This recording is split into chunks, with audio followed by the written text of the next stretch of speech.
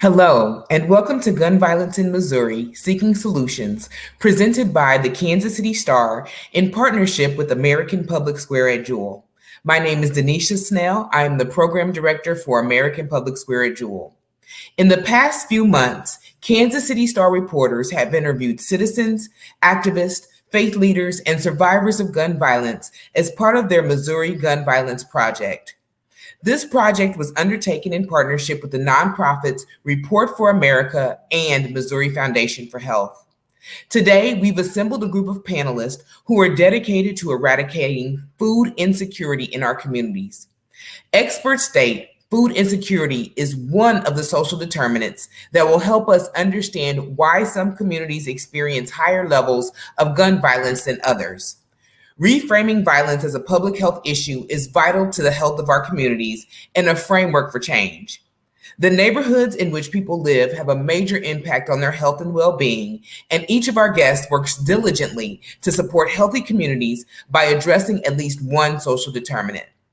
The goal of today's event is to engage community members and work together to understand long-term solutions to reducing violent crime through the lens of the social determinants of health. We will have a civil, fact-based discussion exploring how we can move Missouri forward.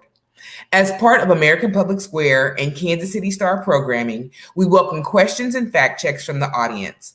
Please comment on the live stream with your questions or requested fact checks. Ian Cummings, editor with the Kansas City Star, will serve as today's fact checker. You can also find a fact sheet to support today's conversation on our website, americanpublicsquare.org. With that, I will turn it over to our moderator, Humera Lodhi, reporter for the Kansas City Star. Humera.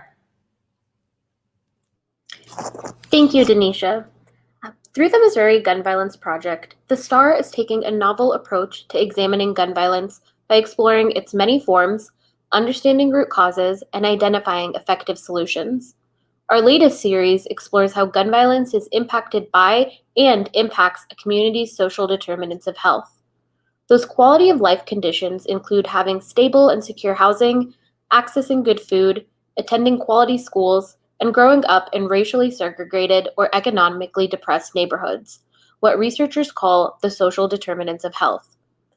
Today, we are examining food insecurity and how this affects gun violence in communities. Lacking a complex nutritional diet can impact brain development. How a person deals with their peers, how they handle authority, and how they respond in situations of extreme stress can be impacted by experiences of food insecurity early in life. Between 2009, and 2017, St. Louis City had the highest rate of food insecurity in the state, coming in second to Pemiscot County, located in southeast Missouri, according to the Star's analysis of data from Feeding America, a nonprofit with a network of over 200 food banks nationally. Food insecurity, particularly communities not having access to fresh, wholesome fruits and vegetables, can exacerbate and fuel a city's gun violence, researchers say. St. Louis, as I mentioned, suffers from one of the highest levels of food insecurity and gun violence in Missouri. Within the city, federal data shows that the northern half has a concentration of neighborhoods commonly referred to as food deserts, which in urban communities means that at least 33% of residents have to travel about 1 mile to reach a grocery store or supermarket. 9 of the 10 St. Louis City neighborhoods with the most homicides in 2020 are also located in the north. Now, to begin our discussion today, I'd like to introduce our panelists. Please welcome Tasha Phoenix, who is the Food Justice Director with Evolve, which stands for Elevating Voices of Leaders Vying for Equity, an organization based in St. Louis. Our next panelist is Dr. Kenesha Williams, an assistant professor of surgery at the Trauma and Surgical Critical Care at Grady Memorial Hospital in Atlanta, and she works for the Department of Surgery at Emory University School of Medicine.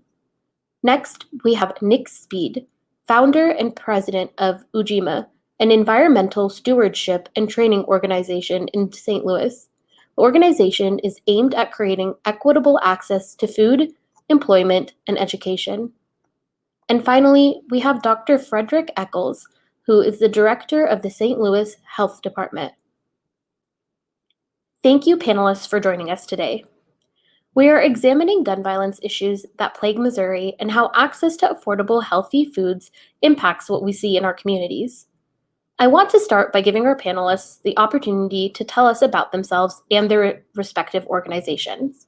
So let's start with you, Nick. Can you tell us a little bit about yourself and the organization, Ujima? Sure. Thanks again for this opportunity. Our mission at Ujima is to cultivate community through food justice, environmental stewardship, and youth empowerment. We've been in existence since 2018.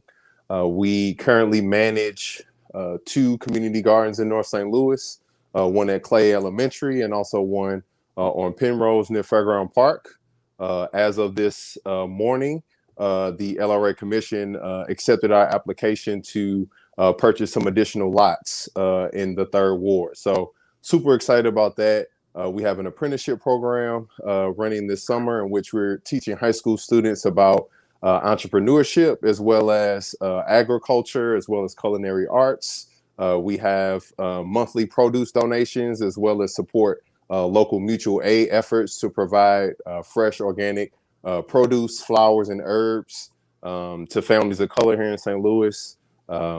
We're just really passionate about really supporting Black and marginalized communities who are suffering from food apartheid, environmental racism, and other major issues. And so we're just grateful to be in the position that we're in, and grateful to connect with like-minded individuals who are passionate about this work.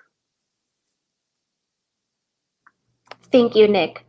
Dr. Williams, can you tell us a little bit about yourself and the work that you're doing? Yes. Again, I'm a trauma surgeon at Grady. And my goal as a trauma surgeon at one of the busiest trauma centers in the country is to work on violence prevention, to work on trauma-informed care. And so I work with many of my partners in order to understand the root causes of violence, in order to help our patients that we're seeing after they leave the hospital. And so it's a privilege to be here today on this panel, because I feel like this is a very important talk. And I think that this is one of the many opportunities we have to shape the way that we view violence prevention.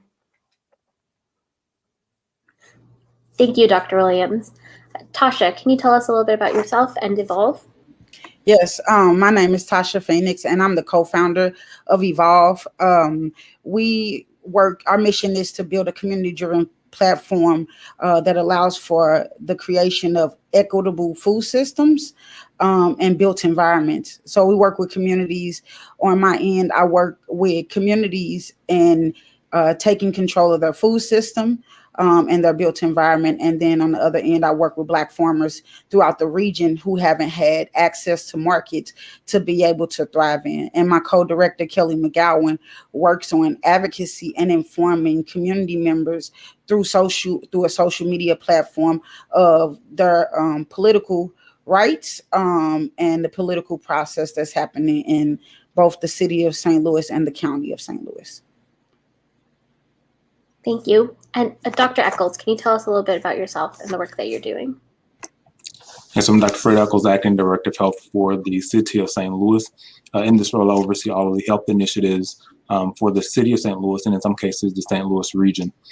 Food insecurity, as well as gun violence prevention, are key priorities for the City of St. Louis Department of Health.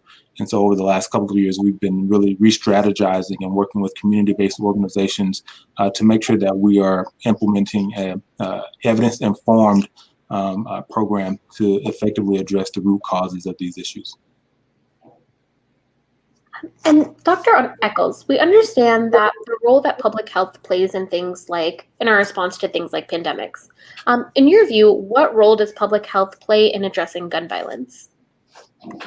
Public health has a critical role as the convener for not only academic institutions, but also community-based organizations and hospital systems.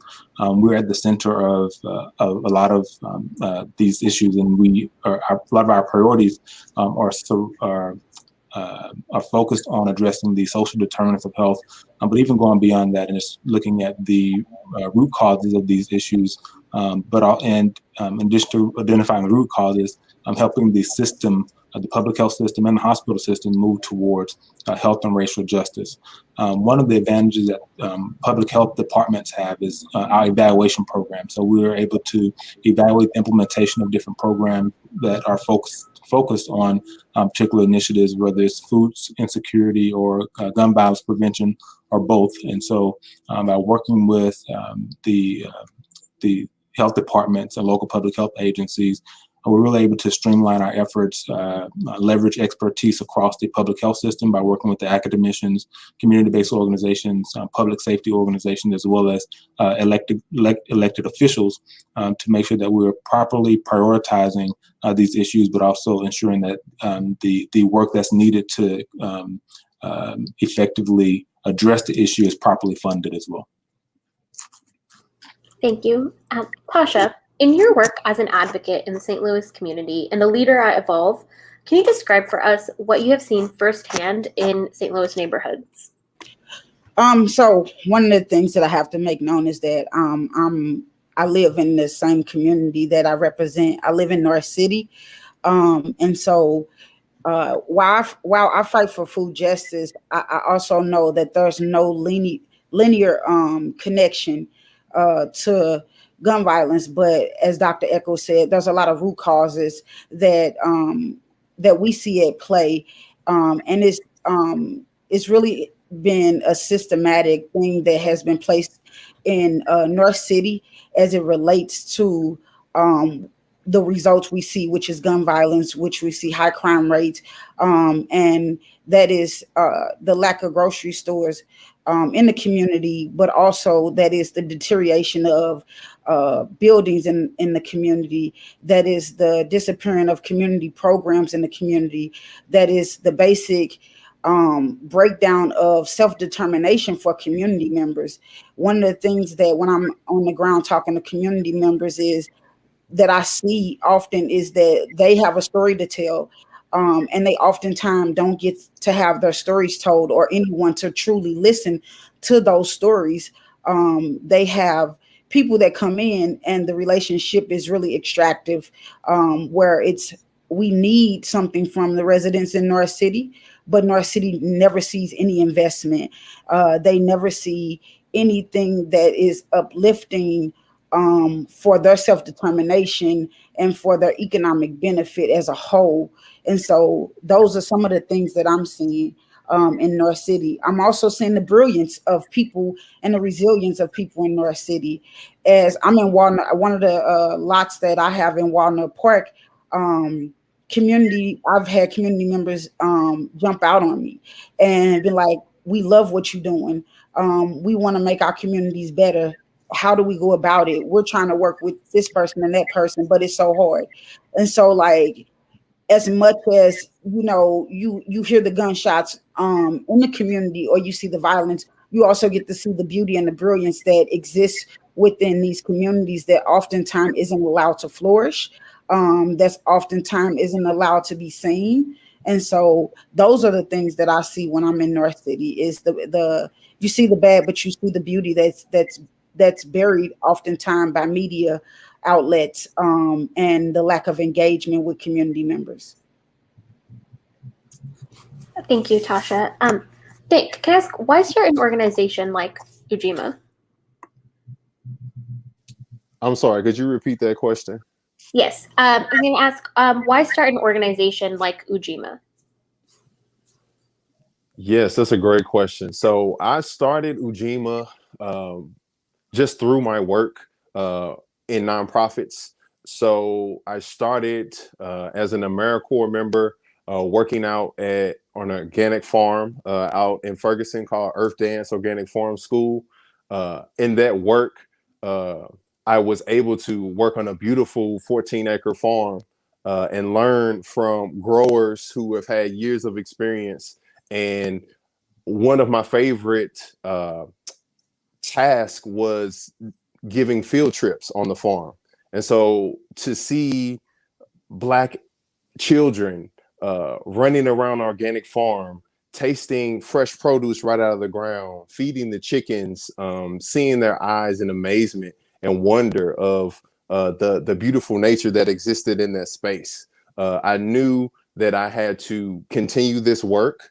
And so in 2017, I started doing direct education at Clay and Columbia Elementary in the 3rd Ward, and just further increase my passion for the work and realizing the conditions in these neighborhoods, specifically in North St. Louis. I realized that the need was so great.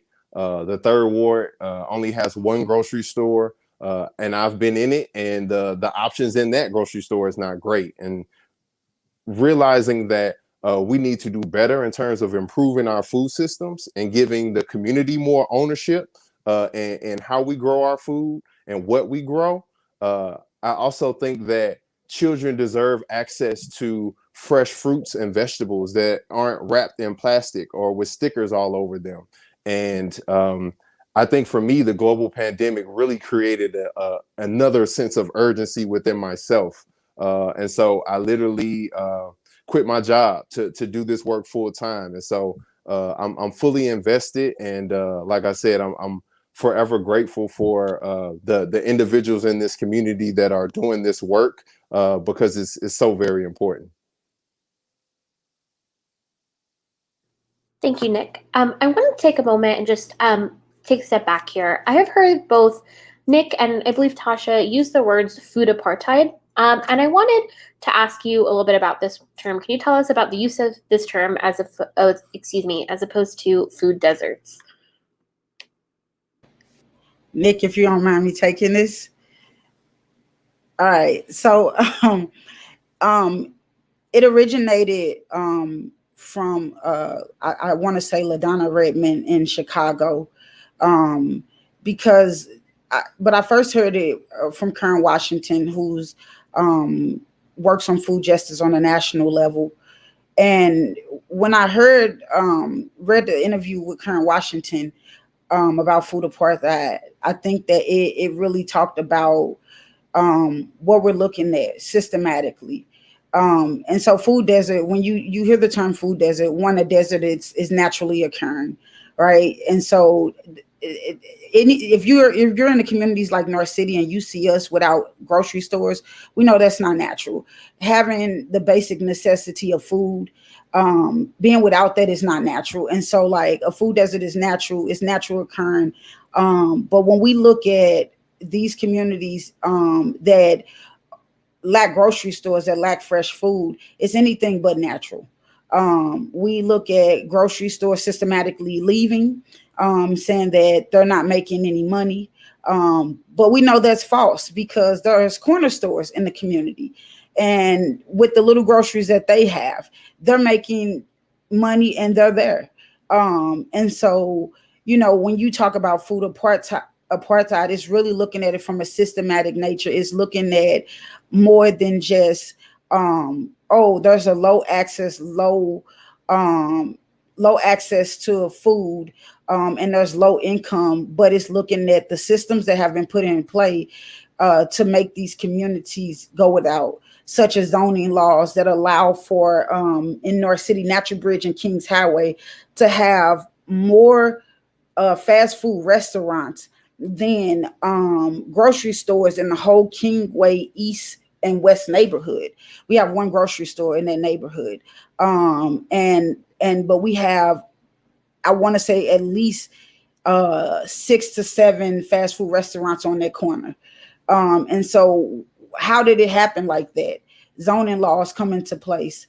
But food apartheid is also about community members and Black farmers growing their own food, and not just Black farmers, but communities most impacted growing their own food, but being denied access to USDA grants and things like that. And so it looks at the whole system. It doesn't look at just access to food, but how do we get here? How do we get to this place that allow whole communities to be without fresh food, access to fresh food? Thank you, Tasha. Now that we've understood several of the issues that the community is facing, I want to talk a little bit about the medical and public health strategies. I'm going to start with Dr. Williams. You were a part of a team that conducted reviews of over 1,700 gunshot patients. Can you tell us a little bit more about that review? Yes. So me and some of my partners, Dr. Randy Smith and Brett Tracy, were decided to look at food insecurity and gun violence. This was important to me because I grew up in food insecure areas in Chicago. And so I had never quite thought about correlating the two, but when the opportunity came, it seemed like a great opportunity. We looked at 1,700 patients, found that there were 33 zip codes represented in all these patients. However, 50% of the patients came from 5 zip codes. Those zip codes were all food insecure areas. And when we looked at geospatial mapping, mapping where the patients came from the zip code and what we know in terms of the food insecurity in those areas, they overlap significantly. And so that was our study.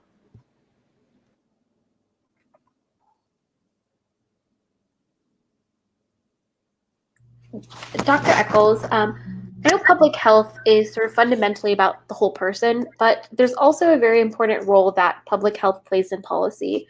And can you tell us about how public health leaders are working with policymakers to address food insecurity and gun violence? Absolutely. So in the city, one of our strategies is to, one, make sure that we understand the history of disenfranchisement of our communities. And so understanding the history of health service delivery, understanding the history of real estate and geography in use of that space in our jurisdiction is really critical. So at the start of my tenure with the health department in the city of St. Louis, we did just that. We looked at the history so that we could understand how we've gotten to this place where we are today. So oftentimes we'll find that, we'll get in a space and we just want to make decisions to move things forward, but not understanding the history of that particular space. And so not only understanding the history, but also understanding how systems work. There have been some comments about the systems by some of the other panelists. So understanding how systems work and the role of intersectionality and disadvantaging certain populations within an area is also really important, because we have all these systems, whether it's the criminal justice system, government system as a whole, medical system, the civic system. Some of these systems work in a way that really disadvantages certain populations. So understanding how the systems work also gives us tools that we need to make sure that we don't begin to perpetuate the same issues that we're saying we're working to address. So the health inequities, food insecurity, issues related to gun violence are all things that can continue to be perpetuated through policy development if we don't understand not only where we've come from, but the current plight of individuals in our jurisdiction. So with the City of St. Louis Department of Health, we have a policy staff that works to make sure we're understanding what's not only happening at the local level, but also at the state and national level as it relates to gun violence and other health initiatives. We're also trying to look at the entire health of our community, the entire health of our population. And so we have programs such as our Food RX program, which is a program that works to address gaps where individuals who may have underlying medical conditions need to be connected to nutritious food. We're also working with developers through some of the other organizations in the City of St. Louis government to make sure that we're starting to reinvest in those areas that have suffered from decades of disinvestment. And North City is one of those areas. And so we actually, as we look at what has transpired over the course of the COVID-19 pandemic, a lot of the inequities and disparities related to whether it's food insecurity, even gun violence, have been highlighted over the course of the pandemic. And so moving forward, what we want to do is make sure that we're using the data that's been collected to advocate for not only for new policies that help us move towards health and racial and social justice, but also that we have those resources so that we can sow back into those communities that have been exploited, ostracized, and pushed to the edge of society. And as I talk about understanding the history, that's really important because as we look at what's in front of us right now, It didn't happen overnight. This happened over several decades. And so by understanding that, we have also helps us manage our own expectations as it relates to when we can see change. Some change will be immediate, but a lot of the change that needs to happen will occur over several years if it's done correctly. The other thing is, as we receive federal funding through the federal government, through the American Rescue Plan Act, making sure we utilize those funds that in a way that better positions our most vulnerable communities so that they can really be on a track to achieve optimal health, which is the mission of the City of St. Louis Department of Health. Thank you, Dr. Eccles. Tasha, we know that state legislature passed several bills related to food insecurity. However, we know that these measures, introduced, but we know that some of these measures did not get passed. In your opinion, what more could policymakers do to ensure urban farms prosper and are fully supported? So I'll say when I went up there to testify for the bill, I'll say what I told legislators about the boot heel. It's insane for Missouri legislators to allow residents of the boot heel to go to Arkansas to grocery shop when that's dollars leaving our state. And so, the question has to be asked amongst our legislators: are we really allowing dollars to leave our state for areas like the boot heel to go into Arkansas just because we won't allow them to grow their own food? We won't give them the resources needed to grow their own food, or we won't put a grocery store in those areas. As for North City, the community has spoken. I'm working in Fairground neighborhood as well, and the community begged grocery stores to come back. Literally begged the grocery stores to come back, and so the grocery store said no. And so the community is coming together, and they're gonna have their own community-owned grocery store. Why not reward community for doing what government has failed to do, which is provide their basic rights, ensure that their basic rights are met? Why not reward communities for stepping in and closing the gap on those social determinants of health and wanting to do better? And so, like, for me, I think that there really needs to be an honest and transparent conversation on where does legislators stand on these areas that go without? Do you really want to continue see these communities go without, or are you in support of them moving forward and doing things that they're trying to do to better themselves? And so I think those are some of the conversations that needs to happen, but also economically, because that's the bottom line, economics, right? And so economically, what does that do for communities where businesses won't come in and the community is ready to step in and fulfill those roles, like what Nick is working on doing with the entrepreneurship program at Ujima and turning inner city children into culinary entrepreneurs. We don't have any sit-down restaurants in our communities. And so if he's helping children in these areas, go through the process of learning culinary arts and create sit-down restaurants that's creating economics, why would you fight against that? Thank you, Tasha.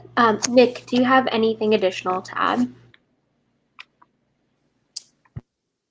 I definitely co-sign everything that Tasha said. I think, yes, not only is the access important, I think the land and the resources needed to cultivate and grow food is important. And so, thinking about, our whole system, finding ways to package this food in an environmentally friendly way, to distribute this food in a way that's equitable, in which we don't have families waiting in line for hours to receive donations, pathways for careers for individuals in these communities. So really wholesale changes in the food systems that are currently in Missouri. and finding ways to give more power back to the community and the individuals and activists who are on the ground doing this grassroots work. Thank you, Nick. Dr. Williams, with the rise of gun violence, food insecurity, obesity, and other health-related ailments, what else could the medical community do to support patients outside of prescribing medication? Yes, the medical community can partnership with communities and with the neighborhood communities in order to form violence prevention programs, programs that focus on obesity, diabetes, etc. And there are various hospital-based programs like that. There's a focus or a push to focus on what we call trauma-informed care, and that's understanding the trauma patient, understanding the community, and understanding how to care for that patient and not re-traumatizing them when we care for them in the hospital. And then supporting them once they leave the hospital. Hospitals are a large part of a community, and the medical professions have a great opportunity to work closely to identify, as we were able to do. We were able to identify gunshot victims and talk to them, see what they feel their community needs, and so that we're able to understand. And I think that it's important for healthcare providers to really understand what it means when you're speaking to a patient, when you're telling a patient to lose weight, or you're talking to them about diabetes control, et cetera, but you have to understand the community that patient comes from and whether or not they are in a food insecure area. So there's a lot of education that's taking place more within the medical community on these topics. And I think that the existing prevention programs that are at hospitals have continued to try to restructure themselves in order to make a greater impact. Thank you, Dr. Williams. And next, that kind of leads into our next question, which is a question from an audience member. Can you discuss strategies for securing sustainable funding for prevention programs that address both gun violence and food insecurity? And what are your thoughts about hospital-based programs? So that's open to all the panelists. I don't know if Dr. Williams, you want to start off? Yes, I can start off. I think, a lot of what we're talking about when we talk about going and talking to our legislators, going and just making this information available to the public. Gun violence is a public health issue. And the more that people know and understand that, the more funding will come in. And just recently looking at some of the funding that has come into violence prevention after 2020, which we saw the highest rate of gun violence that we've seen in 20 years in this country. I think now there's more of a focus on it now that we've gotten to this point. But I think that when you talk about sustainability, and that's what we need to focus on. Every time, in the 1990s, we had a spike in gun violence in the country, and, there was a push to focus on gun violence, and we saw rates decrease across the country.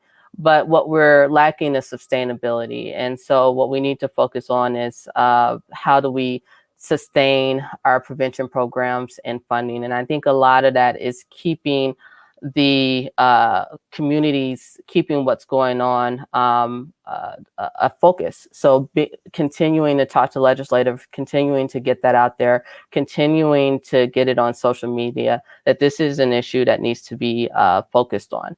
And then in terms of, there are a lot of various programs that have funding. There's a lot of people that can contribute to funding. There's fundraising that can happen. And so I think there really needs to be a push for this. Thank you, Dr. Williams. Do any of the other panelists have anything to add about strategies for securing sustainable funding?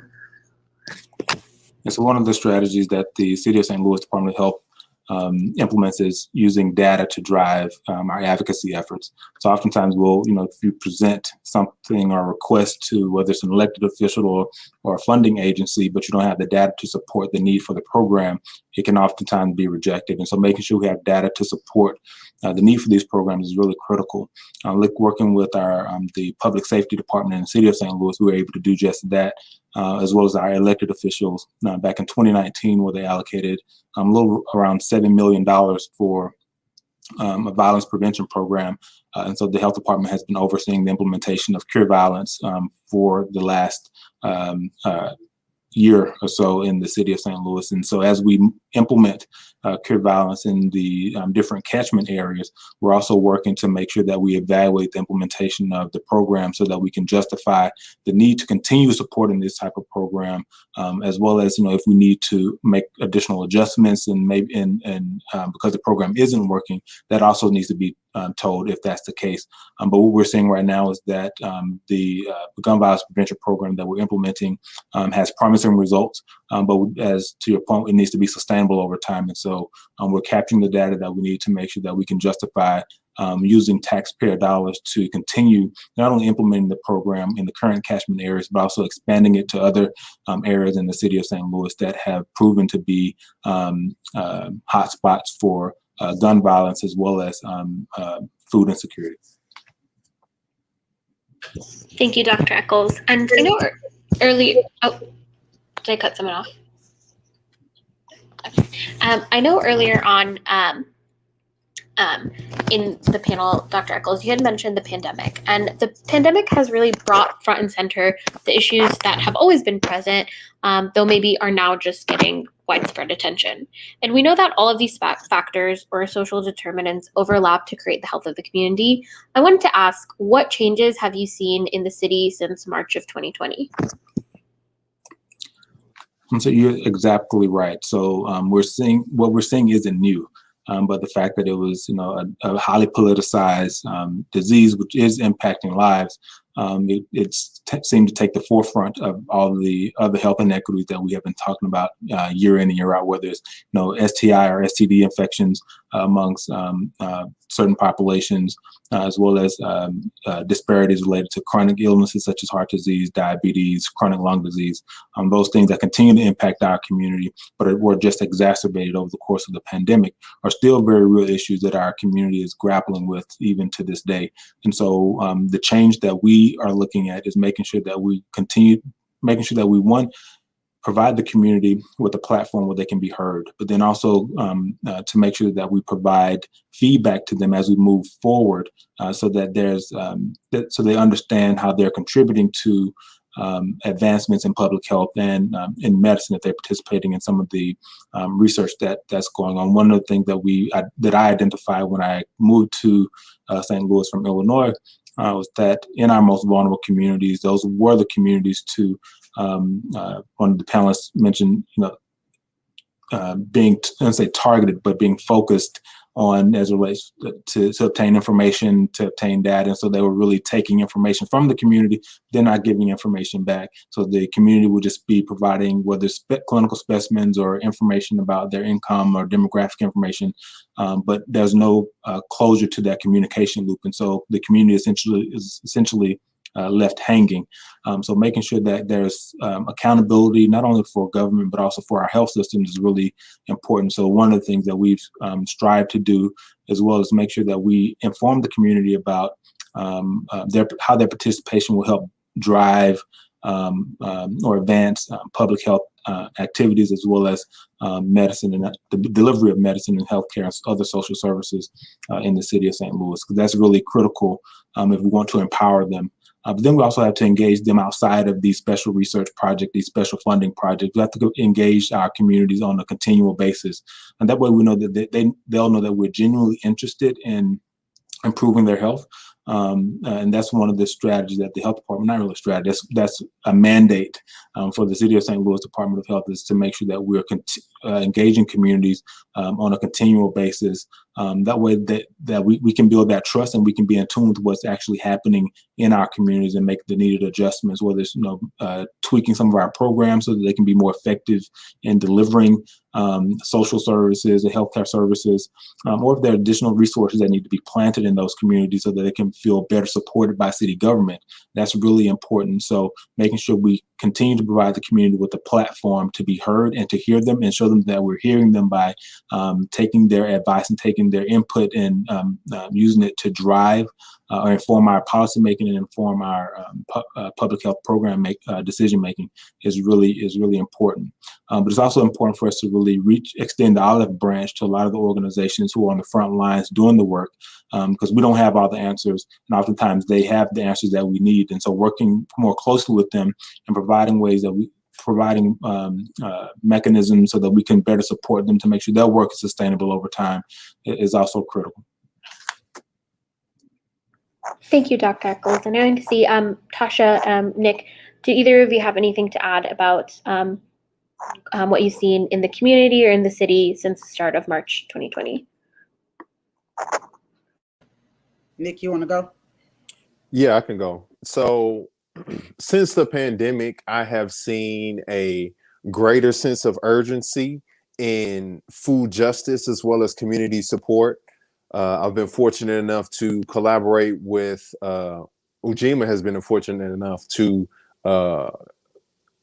collaborate with organizations like A Red Circle and Solidarity Economy, who support hundreds of families throughout the city as well as the county. And I've also seen funders specifically change their priorities and have those priorities focus on organizations that are led by Black folks and marginalized communities. I've also seen priorities in terms of funding dollars that go to support food justice efforts, Black farmers specifically, and or environmental justice work. And so as an organization, we definitely want to take advantage of those funds that are coming at a federal level as well as a local and state level. So yeah, those are definitely trends that I've started to see since the pandemic. So for me, since the pandemic, I've seen some of what Nick has said, but I've seen much of the same. I've seen the over investment into food banks. One of the things that when I'm talking to my growers is that we always say, yay, we need more food banks, says no one in the community ever. Because they're asking for grocery stores, but people are more concerned with and invested in a system that is temporary, that's supposed to be for emergency use.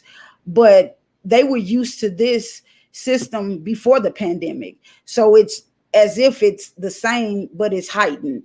It's heightened sense of investing in really poor quality food. I've talked to residents about some of the food boxes and what they've gotten in those boxes.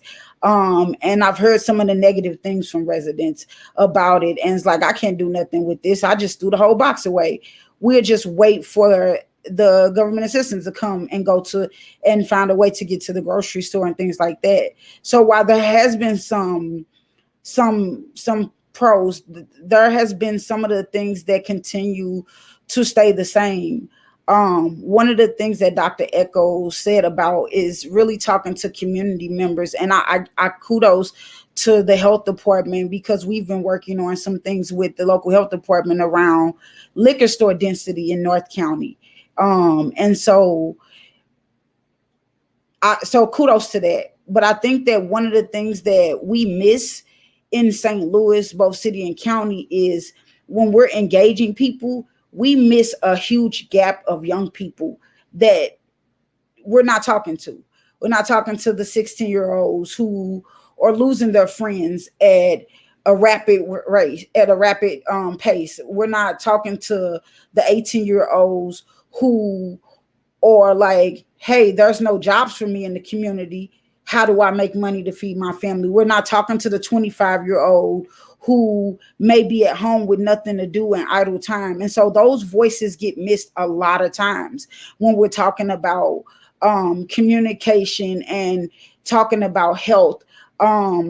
We are looking at a generation on one side where they are concerned with health and they are changing their eating habits, but we also have on the other side, your average 18-year-old isn't talking about, hey, I need to eat this way, or hey, engaging in some of the things that are healthy or that to lead to long lasting life. And there's no communication. There's a breakdown in communication actually happening at that level.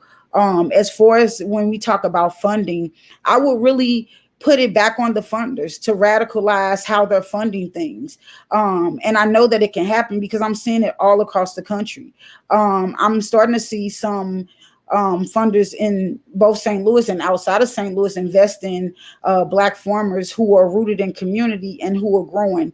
One of the things that I have to always remind people, though, is that we have to understand that when we talk about food justice and when we talk about Black farmers at any level, whether urban or rural, we have to understand that there has been decades of disinvestment for Black farmers by the USDA and by this country as a whole. And so, there has to be someone advocating to the level to help them get to where they need to be able to massively produce for communities like they need to, because a lot of times we have witnessed in St. Louis resources for urban farming go around the community and those working in the community to other entities.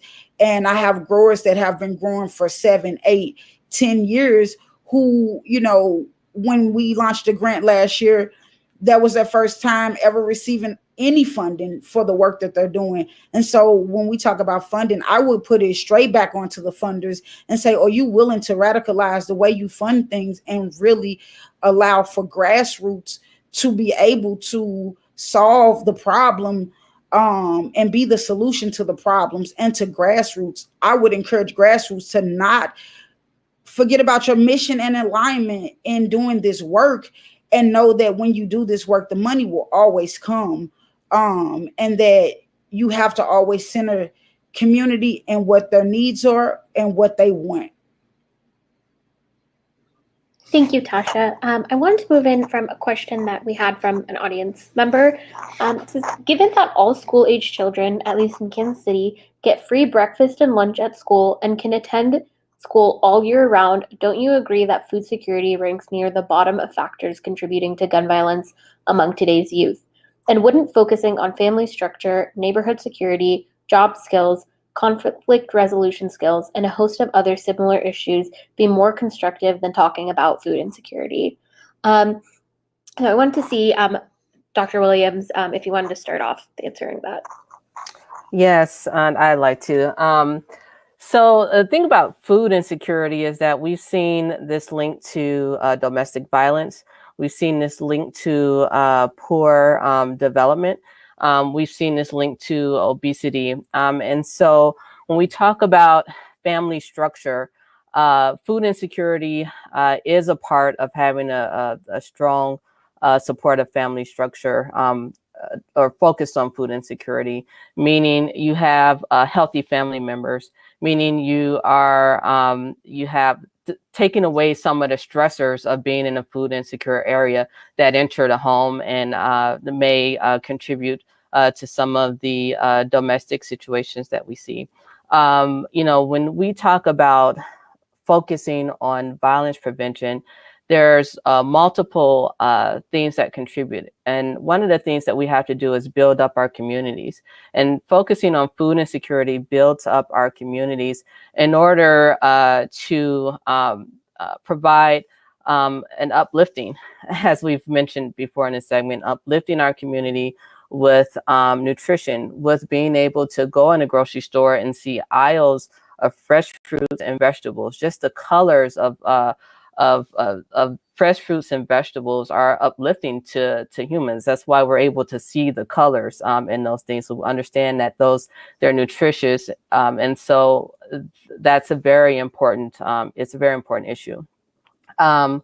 Additionally, when we're talking about food insecurity and gun violence, we're not saying that food insecurity causes gun violence, but that it's one of those things, again, in the community that we can focus on and look at as we build our community. And also bringing more grocery stores into the community will provide more jobs, more training opportunity for individuals in that community. Thank you, Dr. Williams. Nick, is there anything you'd like to add in terms of food insecurity among today's youth? Sure. I personally would argue that creating more food security should be the most important thing on our list. I think that obviously the lack of food access is the symptom of a bigger issue. But I think if we, like I said, transform our food systems, especially here in Missouri, and creating more community-led efforts in terms of food production as well as distribution, I think will do a tremendous amount of good in our communities. And in terms of, the efforts that are happening in Kansas City, that is phenomenal. And I wish that was the case for all schools across the state. But at the same time, children are only in school for 8 hours a day. So what about the rest of this 24-hour day that we have? And thinking about how can we make sure that our children are eating outside of school and have access to the proper nutrition? All of these food systems, if we reimagine them, not only are we creating the food access, this is beneficial to our environment with the pollinators, composting, reducing food waste, and then creating jobs.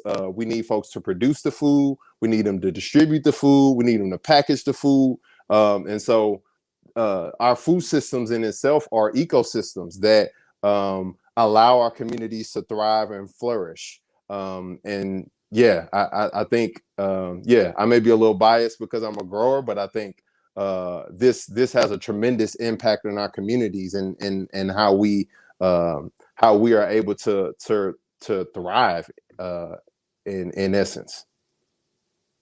Thank you, Nick. And one of the things we've touched on throughout this panel is the idea of systems. And we know that food insecure communities are concentrated in specific geographic locations in the city. And I just wanted to ask, can you talk a little bit about how did that develop? Dr. Eccles, would you like to start that off? You can repeat the question one more time for me. Yes. So we know that food insecure communities are concentrated in specific geographic locations in the city. Just wanted to ask, how did that develop? It didn't occur overnight. So a lot of what we're seeing, as I mentioned before, is a result of years and years of disinvestment. And even when there were opportunities to place resources in our most vulnerable communities, because of the lack of sufficient or proper planning, those resources are only there for a period of time, and then they'll restrict away or removed from those areas, leaving the community more vulnerable than they were before.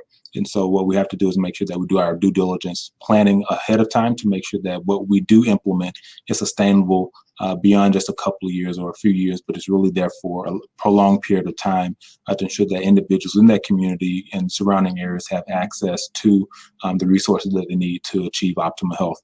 And that requires the entire system coming together to do the work, proper planning, as well as making sure we have proper priorities, make sure our priorities reflect the needs of the community. And that's where giving the community a voice in the early on in the planning phase is also really critical. And that's the practice that the City of St. Louis Department of Health is adopting to make sure that we are truly meeting the community's needs the way they need to be met, not the way we think they need to be met.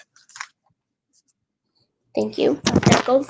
And now, as we move to a close, We wanted to spend our last few minutes discussing the immediate steps that can be taken to address the food insecurity crisis by those watching.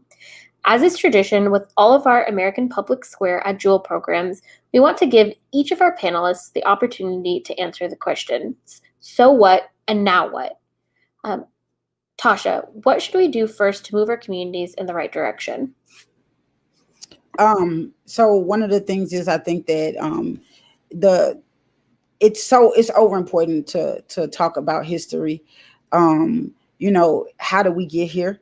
To know how do we move forward. One of the things that I don't think is talked about or not known enough about is the Team 4 plan.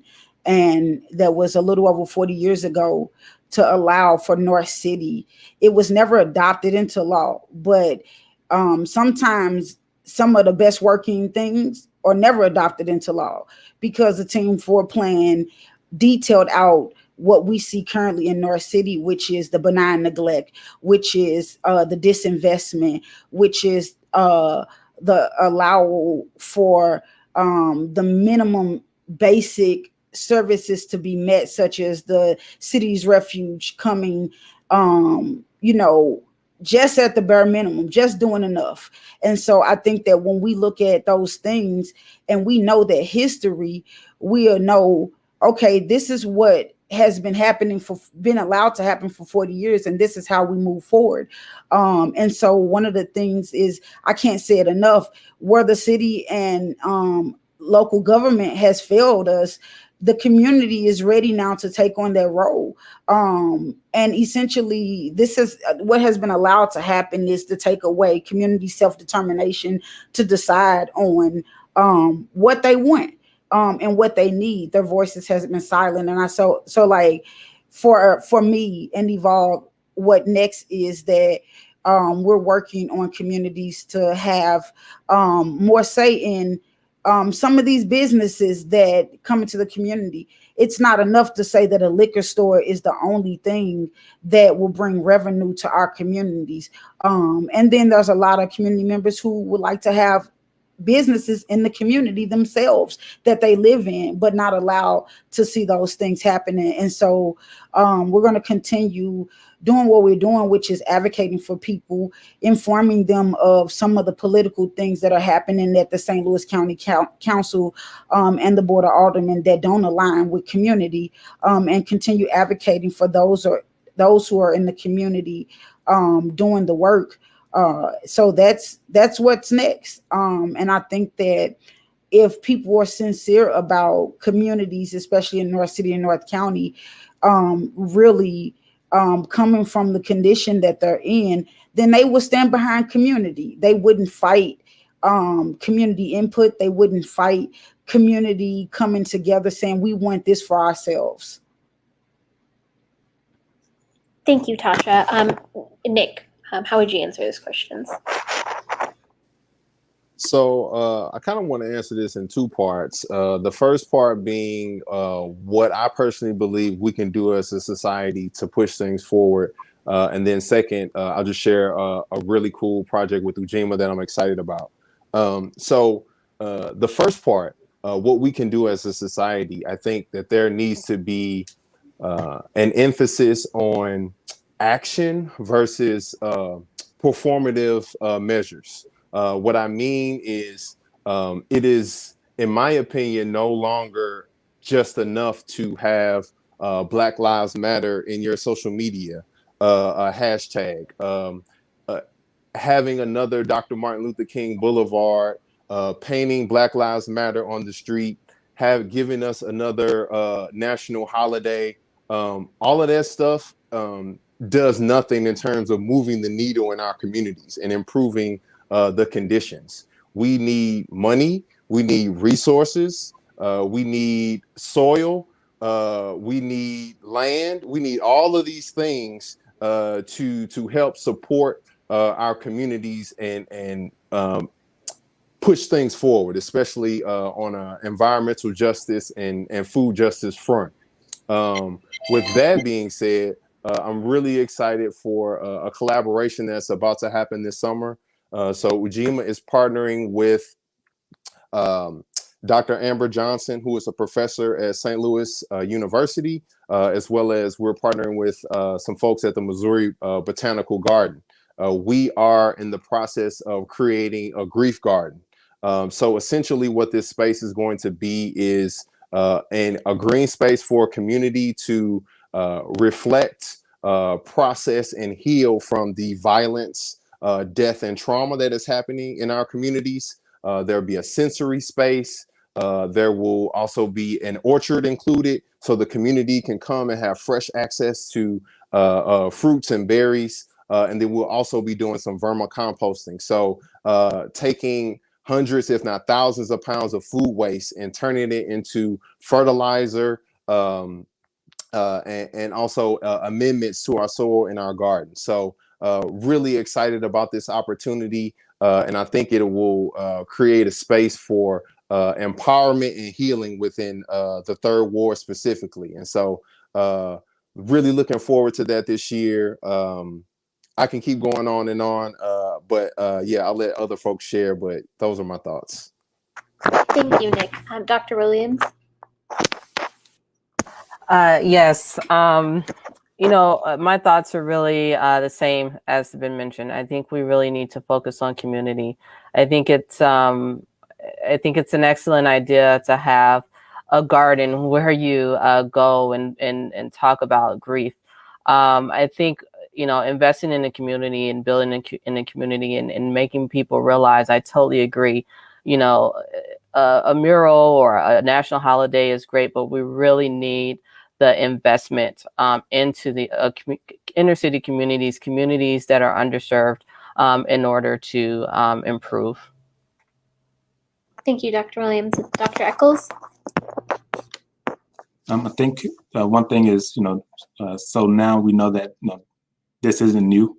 I think one of the things that has handicapped not only government but also community is that it's become normal. So when things become normal, people don't feel like there's a need to challenge, or they feel like there's no hope for change. And so one of the things that we have to do moving forward is to make sure that we continue to instill hope in our community. And that's by advocating properly in government.